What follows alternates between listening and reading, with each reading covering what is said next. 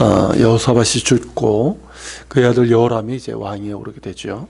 이때부터 이제 유다는 매우 어려운 국면에 접어들게 됩니다. 여호람과 그의 뒤를 이은 아하시아에 계속되는 악행, 그리고 급기야 아하시아의 어머니 아달랴가 다스릴 때는 거의 파멸 직전까지 이르게 됩니다. 하나님께서 긍휼하심으로 그 언약을 지켜주시지 않으셨다면 유다는 이때 이미 멸망하고 말았을 겁니다. 주요 원인은 아합의 집과 혼인관계를 맺음으로 북왕국의 우상숭배와 그 죄악의 영향을 그대로 받았기 때문입니다. 이미 앞장에서 여호사밧이 두 번에 걸쳐서 아합 가문과 동맹을 맺고 그로 인해서 하나님의 책망을 받고 또한 위기에 빠졌던 것을 우리가 보았었죠. 하나님께서 긍휼히 여기사 여호사밧을 건져주셨지만 이 아합 가문 간의 이 결합은 그 아들 때에 이르러 파괴적인 결과를 낳게 됩니다. 본문은 이제 여호사밧이 아들들에게 은금과 보물과 유다의 여러 견고한 성읍들을 선물로 주었고 여호람은 장자인 까닭에 왕위를 주었다라는 것으로 시작이 됩니다. 그러나 여호람은 왕위에 올라서 세력을 얻은 후에 어떻게 합니까? 그의 아우들 모두를 죽이죠. 그리고 몇몇 신하들, 그러니까 이걸 통해서 우리가 추측할 수 있는 것은 왕위를 둘러싼 어떤 암투가 있었던 것으로 볼 수 있겠고요. 또한 이제 동생들에게 분배된 그런 이제 재산들을 탐해서 그렇게 한 것으로 볼 수가 있습니다. 아마도 둘 다 해당이 될 겁니다.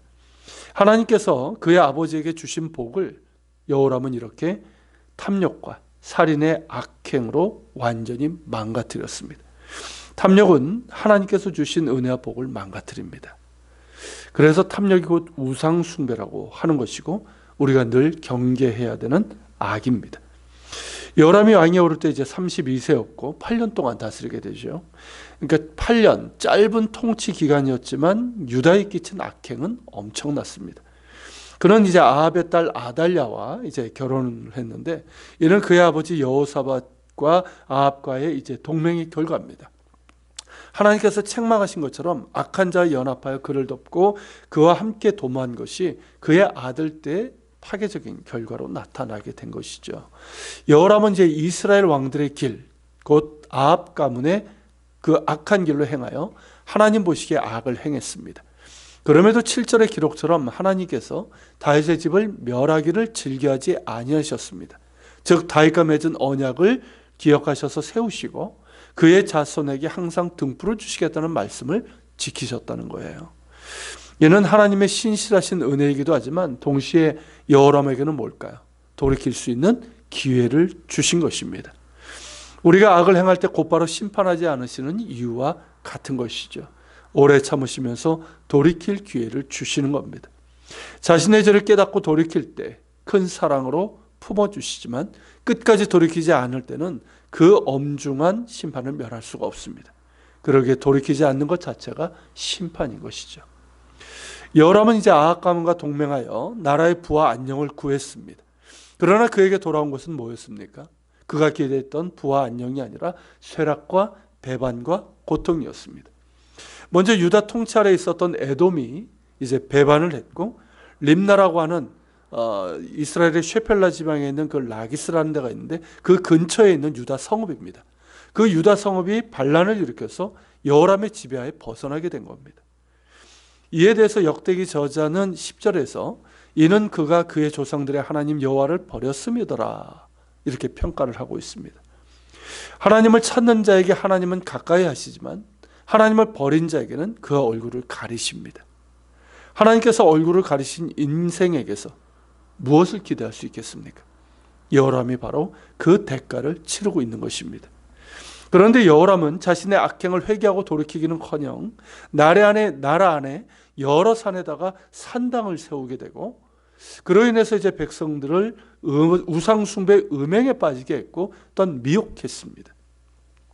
여호람은 유다 왕들 가운데서 실제로 직접 산당을 건설한 첫 번째 왕이었습니다. 그 산당 중에는 역대기 23장 17절에 보면 예루살렘에 있는 바알 산당이 언급이 됩니다. 그게 이제 포함이 됐던 거죠. 그러니까 산당을 여러 곳에 세웠을 뿐만 아니라 어디까지? 성전이 있는 예루살렘에까지 산당을 세웠다는 겁니다.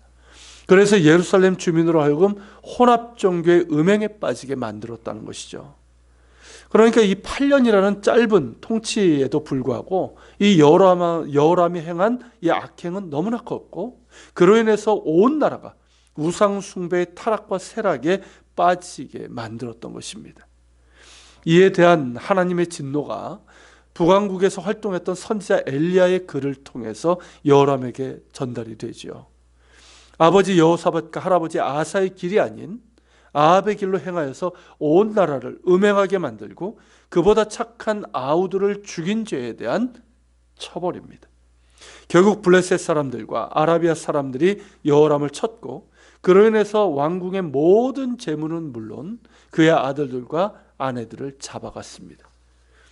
그리고 여호람은 창자에 불치의 병이 들어서 2년 만에 창자가 몸 밖으로 나오는 극심한 통증에 시달리다가 죽고 맙니다. 또한 그가 죽었을 때 백성들은 보통 이제 왕이 죽으면 애도하지 않습니까? 그런데 어느 왕에게 하듯이 애도하지 않았고, 그를 열왕의 묘실, 그러니까 열왕들이 이제 장사 지내는 그 무덤에다가 장사 지내지도 않았습니다. 참 부끄럽고 치욕적인 죽음이었다는 것이죠. 이런 지경에 이르렀음에도 여호람은 끝까지 자신의 죄를 돌이킴이 없었습니다. 돌이킴이 없다면 구원의 희망도 없습니다. 여기서 우리는 예수님께서 십자가에 달리셨을 때 좌우에 있었던 강도들을 떠올리게 됩니다. 자신의 죄를 회개하고 긍휼하심을 구한 자는 어떻게 됐습니까? 용서의 구원을 받고 하나님의 품에 안길 수 있었지만, 끝까지 자신의 죄를 돌이키지 않고 오히려 주님을 저주했던 강도는 영원한 심판에 처하고 말았습니다. 돌이킬 때 구원이 임합니다. 돌이킬 때 용서의 구원이 임하고 영원한 죽음이 아닌 영원한 생명, 곧 하나님 나라가 그의 것이 됩니다. 우리 주변에 이 말씀을 통해서 기억나는 이들이 있다면 우리가 이 시간 기도하는 가운데 하나님 그의 마음을 돌이켜 주시고, 그런 가운데 주님 용서의 구원, 영원한 하나님 나라가 그의 것이 되게 하여 주옵소서. 우리가 기도할 수 있길 바랍니다. 같이 기도합시다. 주님, 오늘은 여호람이라고 하는 참으로 악하기 그지없는 자를 보았습니다. 그로 인해서 온 나라가 고통 가운데 빠지는 것도 보았습니다. 주님, 이 시간 우리가 기도합니다. 우리가 하나님 앞에 늘 돌이키게 하옵소서. 우리가 예수 믿는다고 하지만 하나님, 우리가 그릇 행할 때가 있습니다. 우리 역시 탐욕에 미혹되어서 그럴 때가 있습니다. 그럴 때에도 주님, 우리가 돌이킬 수 있도록 도와주시고, 날마다 하나님 우리가 돌이키게 해달라는 기도가 있게 하여 주옵소서. 그리고 주님, 우리가 아는 사람들, 우리 가족 혹은 우리 주변에 있는 사람들 가운데 아직도 돌이키지 않은 이들이 있습니다. 주님, 그들을 위해서 기도합니다. 오 주님, 그들의 마음을 돌이켜 주시고 돌이켜 회개하게 하시고, 그래서 구원자신 주님을 바라보게 하여 주시고, 그래서 주님 용서의 구원과 영원한 하나님 나라가 그 것이 될 수 있도록 오 주님 긍휼히 여기사 돌이켜 주시옵소서. 우리 기도하며 주님 앞에 나아갑시다.